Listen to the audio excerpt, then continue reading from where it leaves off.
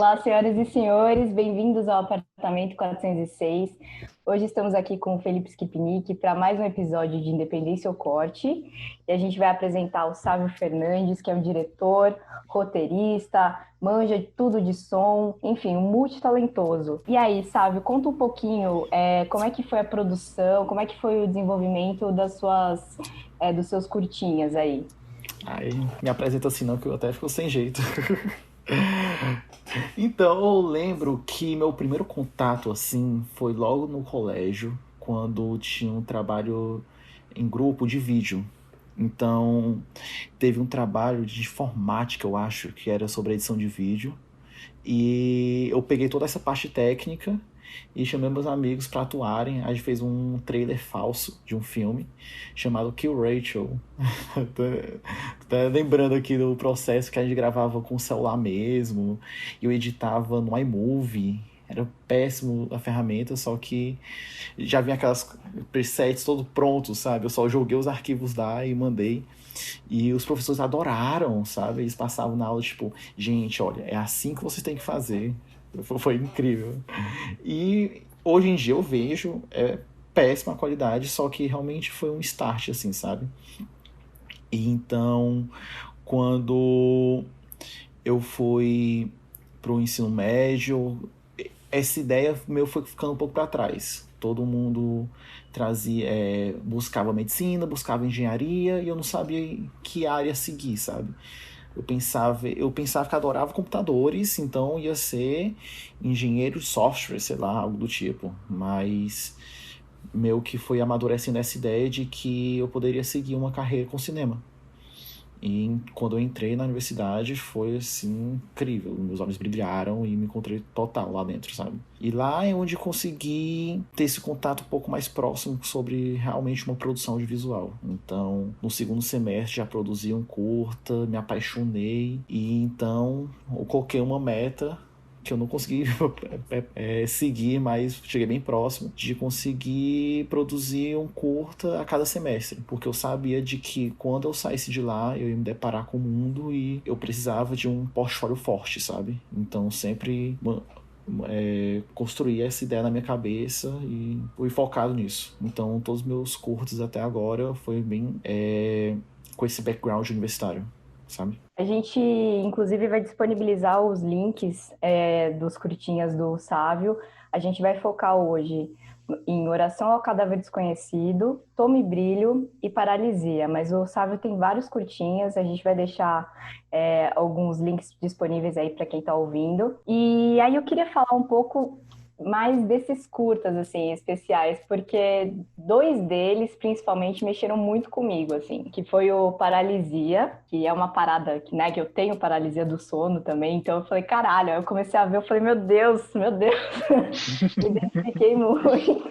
E Oração ao Cadáver Desconhecido, eu também sempre tive essa coisa com o universo, enfim, intangível, né, com a coisa sobrenatural, com a coisa extraterrestre, enfim. E aí eu queria que você falasse um pouco desses dois, e aí a gente vai para Toma e Brilho, porque tem toda uma discussão outra, né? Em Toma e Brilho. Pois é, o Paralisia foi o primeiro curta que eu dirigi na universidade, logo no segundo semestre. E achei engraçado porque foi meio que uma sala de aula, todo mundo jogando assunto. Tipo assim, gente, vocês vão gravar um curta esse semestre. Aí todo mundo, quê? Como assim? E isso, hoje da sala vocês já saem com o assunto. Vamos lá, discorram. E a gente ficava doidinho tentando pensar em algo. Aí a gente pensou vários assuntos, até que eu joguei lá, Paralisia do Sono. E aí, vamos lá, ei, pode render um assunto legal, viu? Vamos. Detalhe que eu nunca tive paralisia do sono. Mas eu era apaixonado pelo assunto, eu via filmes sobre, e o que eu achava mais louco era isso, de que é meio que algo coletivo, muitos depoimentos de várias pessoas que já passaram por isso relatam a mesma situação. Então, isso ficava muito engessado na minha cabeça e eu quis abordar muito isso, mas também com um background de pesquisa. Tanto que nos créditos do filme são áudios reais enquanto eu estava pesquisando sobre o assunto, em que pessoas estavam relatando as suas experiências, amigos meus, e todos eles meio que se convergiam. Então, até meio como ter um curtinho assim, um resumo do curta que você acabou de ver, só que de forma documental, sabe? E logo no segundo semestre eu me apaixonei com essa área, eu fui para festivais com ele e vendo a recepção foi algo que me encantou, assim, ele que foi esse start para seguir. Tanto que logo depois eu fui para produzir o Tome Brilho. Vou pular um pouquinho o assunto pra gente guardar pra depois. E depois eu produzi o Oração a Cadáver Desconhecido. Acho que foi o maior set que eu participei, assim. E foi incrível. Pessoas incríveis, fazendo algo que a gente achava... Tava meio que se desafiando. A gente deu o roteiro, achava que era impossível produzir aquilo com a estrutura que a gente tinha. E essa era a minha ideia. Até onde a gente consegue produzir algo.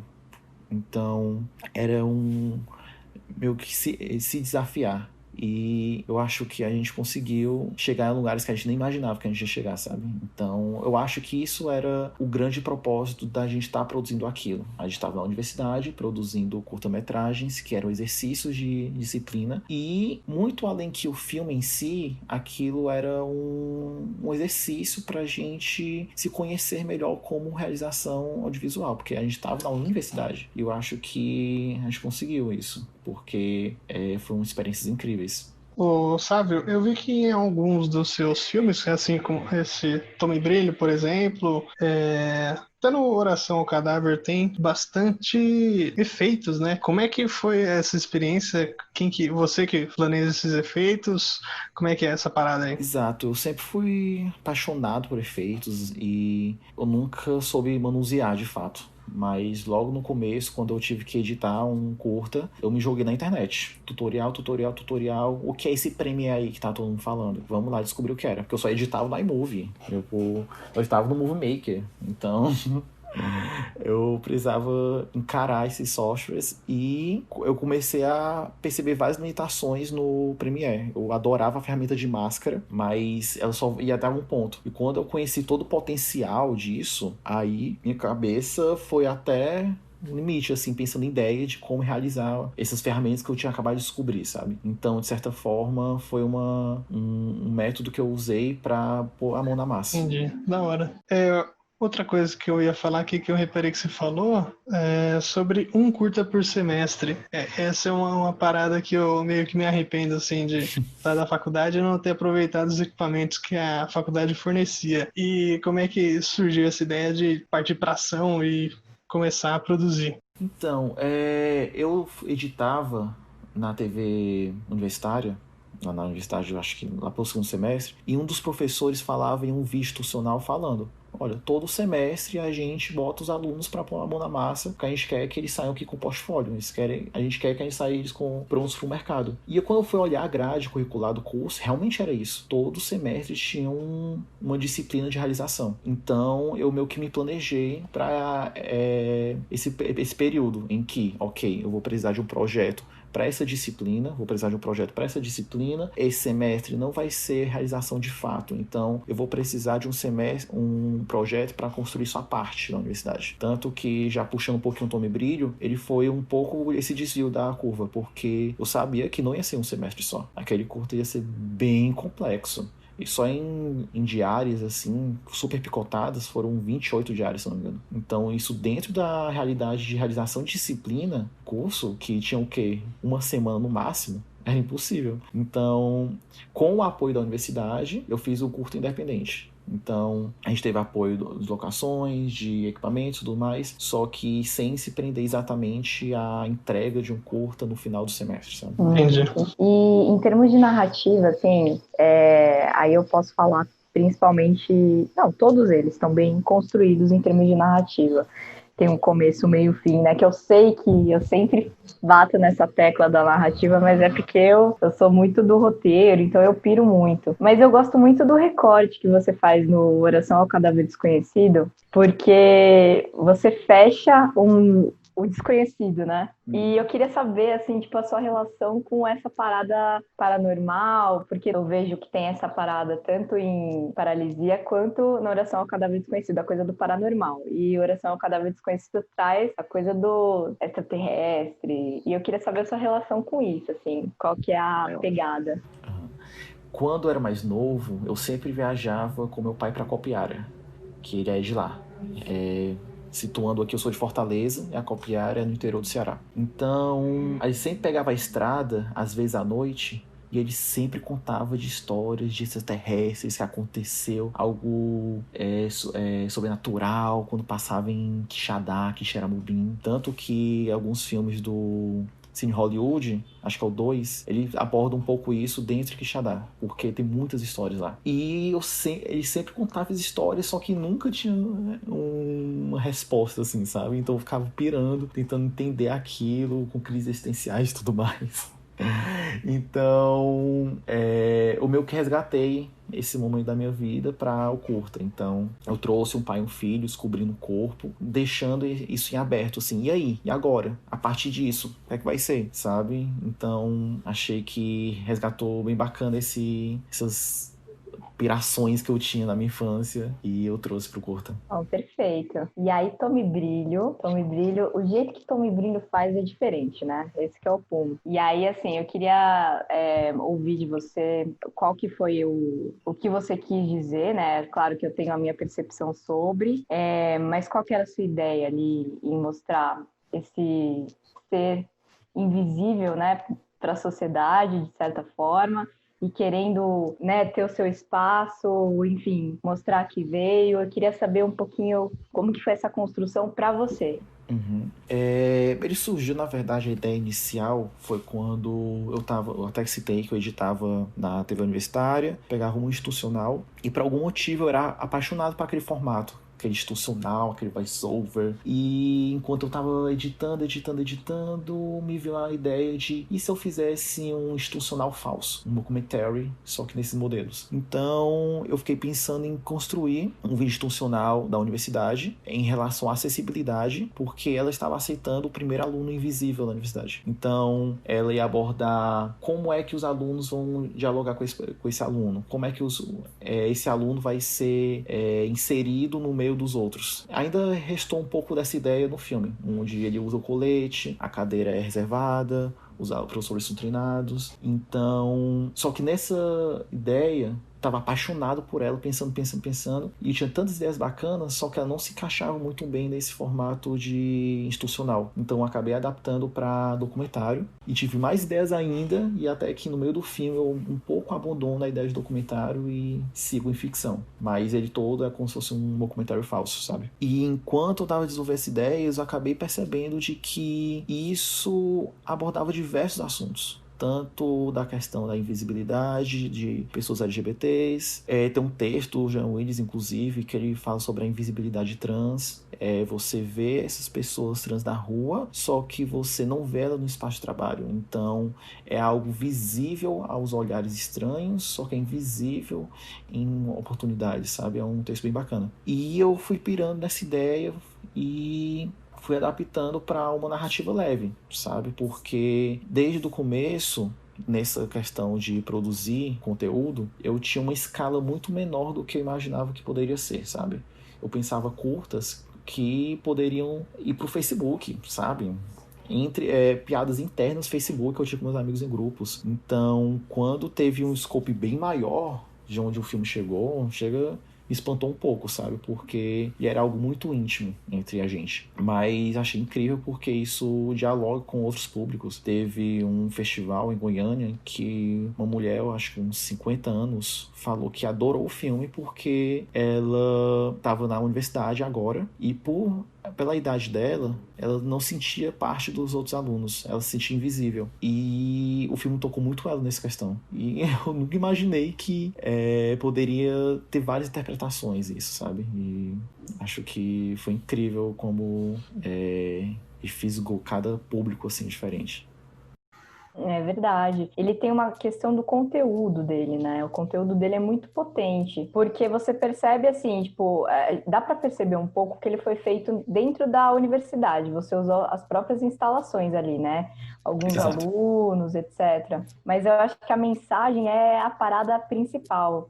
De falar de transfobia, de falar da aceitação, porque dentro da universidade ele tem uma aceitação, né? Exato. Eu quis explorar essa questão do ambiente em que é meio como se fosse uma bolha onde ele vive. Porque lá todo mundo adora ele se diverte, mas no momento que ele pisa fora dessa bolha, entra outras questões no filme, sabe?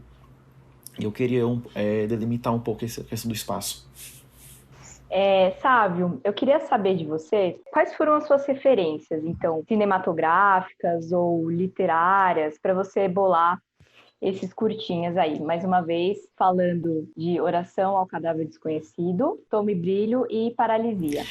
É muito engraçado porque minhas referências vêm muito distintas, assim, sabe? Por exemplo, no Oração, por exemplo, várias referências, podem imaginar filme de ficção científica e tudo mais, mas eu acho que o formato de Hoje Eu Quero Voltar Sozinho me influenciou bastante do filme, em que você consegue construir um curta e depois aborda um longa, e como é que esse curta que a gente está produzindo aqui pode parecer uma ideia de um primeiro capítulo de um longa, sabe?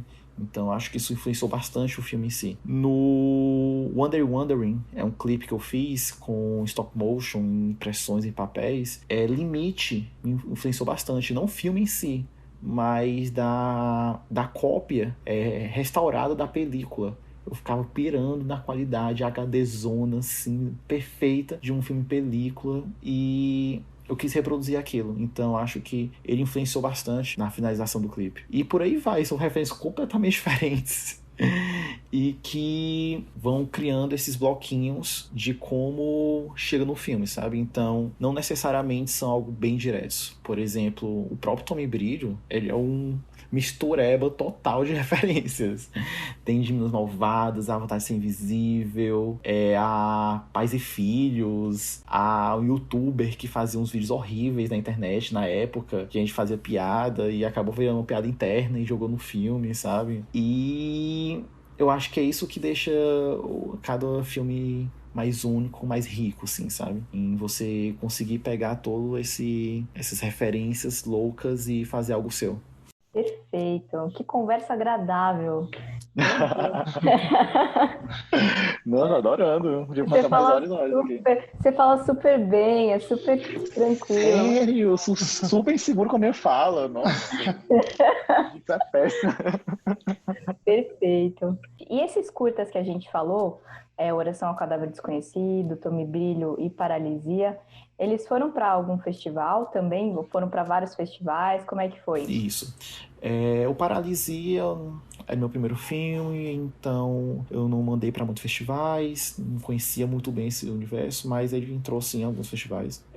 Acho que 3 ou 4, se não me engano, vou procurar depois. Mas o que mais circulou mesmo foi o Tommy, teve cerca de uns 30 prêmios em uns 30 festivais também, 40 festivais eu acho. E o Oração circulou um pouco menos também, mas circulou bacana.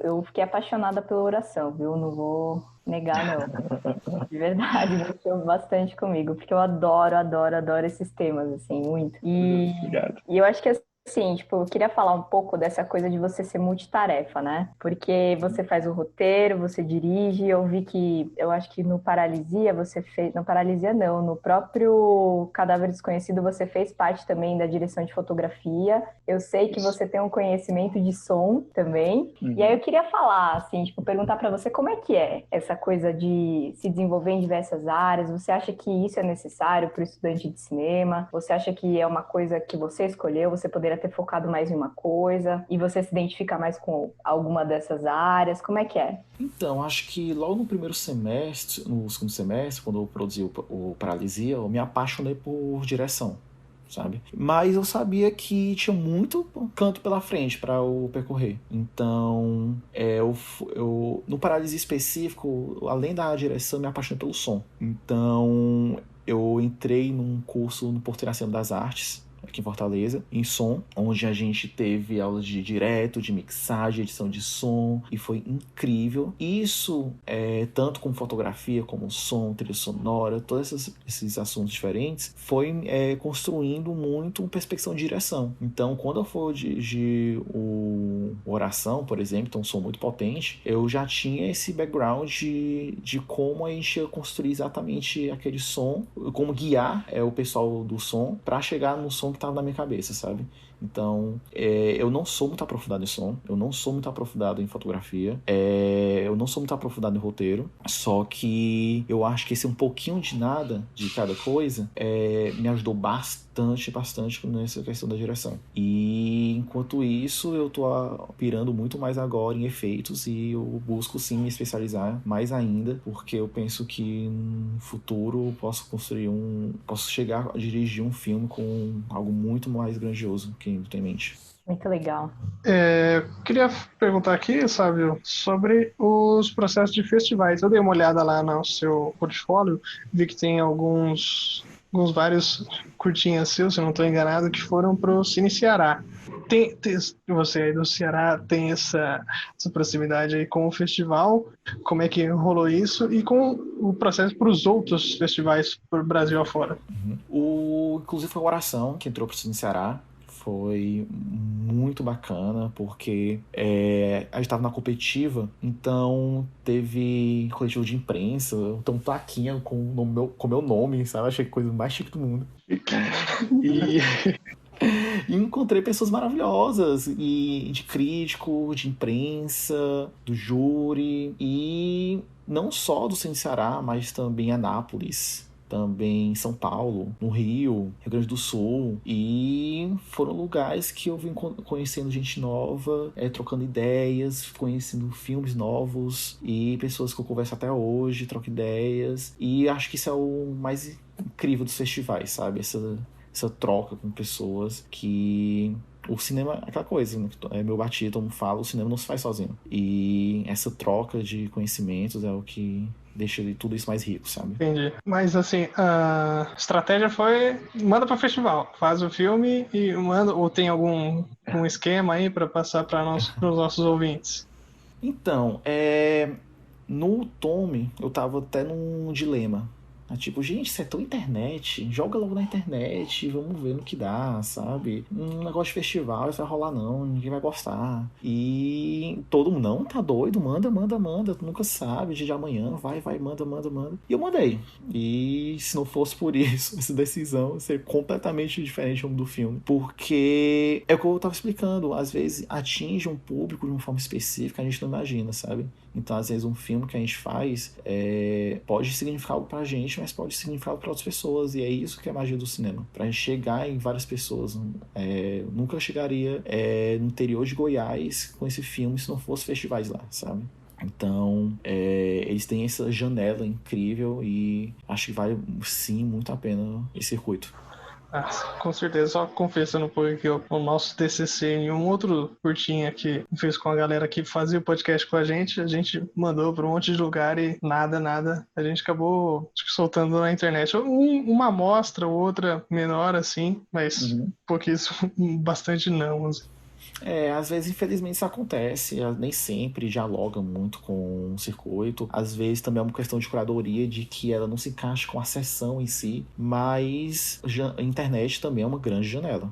Não desmerecendo também, sabe? Acho que cada filme tem seu público e o problema agora encontrar esse público. E a Vapor e Noite de Seresta estão rodando em festivais. E aí, o que você pode falar desses dois curtinhas pra gente? Que eu sei que eles não estão disponíveis, apesar da gente aqui ter tido acesso privilegiado a essas informações. O Torrent. O Torrent já baixamos aqui, já vamos distribuir pra galera. Mentira. Mas o negócio assim, a Vapor e Noite de Seresta, eu queria que você falasse um pouquinho dessa experiência, como está sendo rodar em festival atualmente, né? Porque eu não sei como é que tá esse processo. Os dois filmes estrearam virtualmente, né, por questões de pandemia. Inclusive, o próprio A Vapor também, a finalização dele foi muito prejudicada por causa da pandemia. Então, a gente teve que, em cima da hora, ver como é que a gente dava essa volta por cima, nesse cenário todo super confuso. E agora, com essa janela virtual, tem duas questões muito grandes. De que, infelizmente, é bom passar o filme na sala de cinema, infelizmente perde muito do filme, infelizmente não tem muito esse contato presencial, mas infelizmente é o que a gente tá tendo que passar. Não é só o cinema em si. Várias áreas a gente está vendo formas de passar por cima de tudo isso da melhor forma possível. Mas também tem uma questão de que muitos festivais têm um público muito restrito. Nem sempre chega a muita gente. Tanto que o próprio tema da redação do Enem, um dia desse, foi o acesso ao cinema. E é incrível como esse formato do festival digital, que muitos festivais estão abordando, consegue atingir vários públicos no Brasil todo. Às vezes até no mundo todo. Então, é uma democratização desse acesso ao cinema, que é maravilhoso para nós como realizadores, porque é isso que a gente quer. A gente quer que nosso filme seja visto. E então, eu até lembro, não sei qual foi o festival que teve, mas quando anunciaram que ia ter sessões virtuais, tinham várias pessoas comemorando, porque, gente, na minha cidade não tem cinema. Eu nunca que ia ter acesso a esses filmes incríveis que vocês passam se não fosse para essa oportunidade, sabe? Então, eu acho que foi uma boa para a gente repensar da forma de que esses filmes chegam nos outros. Pode crer, né? Às vezes eu tenho essa ideia de que às vezes o pessoal não tem, sei lá, um cinema na cidade, mas muitas vezes tem o acesso pelo celular ou pelo computador, consegue assim abranger uma galera maior, né? Uhum. Porque muitas vezes alguns cineastas tem um pouco eu entendo essa questão de que não vejo o filme no celular, estraga o filme. Que ideia é essa de você correr o filme 2.0, 1.5, que absurdo é esse, sabe? Mas de certa forma isso é uma forma que esse pessoal está consumindo o conteúdo. Então se você não tem acesso ao cinema, você tem acesso ao celular, vamos ver pelo celular. Não vamos deixar de consumir o conteúdo por causa da janela, sabe? Eu acho que ok, você vai perder a sua incrível mixagem 5.1 que faz a cadeira tremer, infelizmente. Mas eu acho que o que a gente quer falar vai muito além disso. Não precisa muito desse preciosismo, né? Só atingir a galera já tá valendo. Uhum, total. Às vezes, até inclusive na mixagem do A Vapor, eu tava pirando porque a primeira exibição dele não foi com som totalmente finalizado, porque questão de pandemia e tudo mais, datas a gente teve que rodar com pré-mix. Eu tava surtando, assim, ai meu Deus, o som tá horrível, tá péssimo. Mas eu parava pra pensar, gente, vai estar todo mundo vendo pelo celular, pelo fonezinho de ouvido. Porque eu tô pirando tanto nisso, o importante é que o filme chegue nas pessoas, sabe? Mas ainda bem, consegui mixar bonitinho, agora a próxima sessão vai estar perfeito. Fábio, deixa eu te fazer uma pergunta. Opa, bati meu teclado aqui. Queria saber, assim, dos seus projetos futuros, né? Considerando o cenário, considerando as suas ideias, o que você pensa aí para o futuro? A produção me pergunta aqui, pede para perguntar aqui do Dani Show, parece que é o futuro aí. Isso. Aí, ó, tá cheio de novidades pra frente, aguardem. Então, o Dani Show foi meu TCC, a gente já gravou. É uma websérie de 3 episódios. E agora tá no processo de filmagem. Ele também vai ser uma finalização bem complexa, bem longa. Então, não sei muito bem quando é que sai, mas foi muito gostoso de reproduzir. A gente até brinca que ele é meio que um spin-off do Noite Seresta, porque são assuntos um pouco parecidos e eu acho que vai ser um produto bem bacana, assim, mas infelizmente vai demorar um pouquinho. E é isso, por enquanto eu tô focando um pouco nele, tô focando também em alguns projetos à parte, tô montando alguns materiais, então acho que a gente pode esperar em breve circuito no Ceresce, a vapor e em breve o Dani Show, que eu busco, como tava explicando, cada filme tem sua janela, e eu acho que o Dani Show é muito internet, tanto pelo a forma que a gente escreveu o roteiro, tanto a nossa direção, como o nosso público-alvo. Então, acho que ele vai direto à internet. Acho que o formato também, né? Você falou que é websérie, então. Websérie, É episódico, então acho que é pra Exato. internet mesmo. A gente até pensou em se transformar num curtão, assim, um média. Eu acho que vai perder muito essa essência ainda. Enfim, tá na montagem, vamos ver o que vem por aí. Mas em breve sai. Maravilha. Sávio, no finalzinho aqui a gente sempre faz com nossos convidados, a gente pede para eles passarem algumas dicas para a galera que é iniciante aí no cinema, às vezes, ou também já começou, já fez o seu curtinha. Eu já insiro uma dica aqui, anexo uma dica aqui, seguir o exemplo do Sávio de a todo semestre ali, você que cursou uma faculdade, produzir alguma coisa. Então, eu acho que pode parecer um pouco batido essa ideia de que vai lá, produza, independente de ser celular, independente da qualidade que você pense, vai lá e produza. Eu acho que é um pouco por aí que eu quero ir, mas não tá parecendo um pouco batido. A ideia de tudo isso é de que a gente não fique parado. A ideia de tudo isso é de que a gente acredite no nosso potencial. E se você acha que você não está lá, faça para ver até onde você vai, sabe? Porque foi muito disso que eu construí a minha filmografia, em me desafiar. Então eu acho que seria muito bacana para alguém estar começando, antes de se limitar, conhecer esses limites e jogar as caras mesmo, independente da qualidade técnica, independente do produto final. Eu acho que é muito interessante a gente produzir e se autoconhecer, sabe? Pode crer. Eu lembro aqui do primeiro curtinha que eu fiz com os parça na faculdade, foi um pouco um choque, assim, as dificuldades que a gente enfrentou ali na produção, mas a gente ter feito isso antes do TCC, acho que foi um bom aprendizado, seria melhor ainda, acho que se a gente começasse a pensar uns curtinhas antes desse trabalho meio que obrigatório da faculdade. Total. Se não fosse o Rachel, eu não teria a coragem de dirigir o Paralisia. Se não fosse Paralisia, eu não conheceria a ferramenta de máscara. Se não fosse a ferramenta de máscara, não existia Tome Brilho. Se não fosse Tome Brilho, eu não estaria circulando em festivais. E se não fosse festivais, seria uma pessoa completamente diferente agora, sabe? Então acho que muita coisa leva a outra. E acho que a questão mesmo é construir esses primeiros passos. Pode crer. Aí falei bonito agora. Lindo, maravilhoso. Ó, se eu fiquei quieta é porque assim, ó, tô só aplaudindo aqui. Então, vamos encerrar, caminhar para o encerramento. Quem bebeu você quer falar uma coisa antes? Não, pode fazer o encerramento e... Eu posso só fazer assim, posso dar um encerramento meu também, assim? Pode. Manda ver. Tá.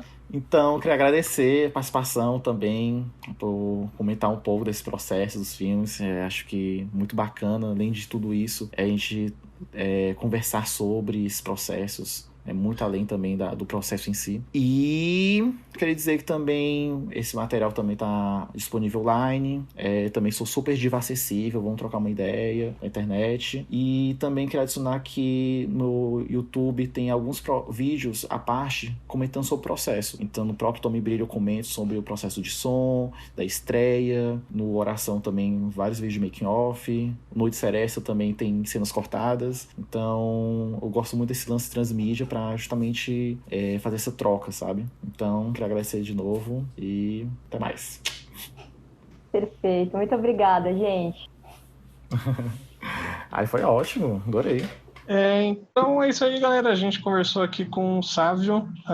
Foi o primeiro entrevistado aqui que a gente, fora da nossa meio que panelinha aqui de São Paulo. Seja muito bem-vindo aí ao apartamento 406. Volte sempre. todas as redes sociais, os curtas que estão disponíveis dele estarão lá no nosso blog, na postagem do episódio lá no nosso blog. E se você curtiu esse episódio, quer passar para frente para algum amigo, amiga que também é do cinema ou quer entrar no cinema, manda para essa pessoa. Nós estamos no Spotify, no Deezer, no YouTube e no Google Podcasts. E nossas redes sociais, procura lá no Instagram, @portal AP406 e no Facebook, Apartamento 406.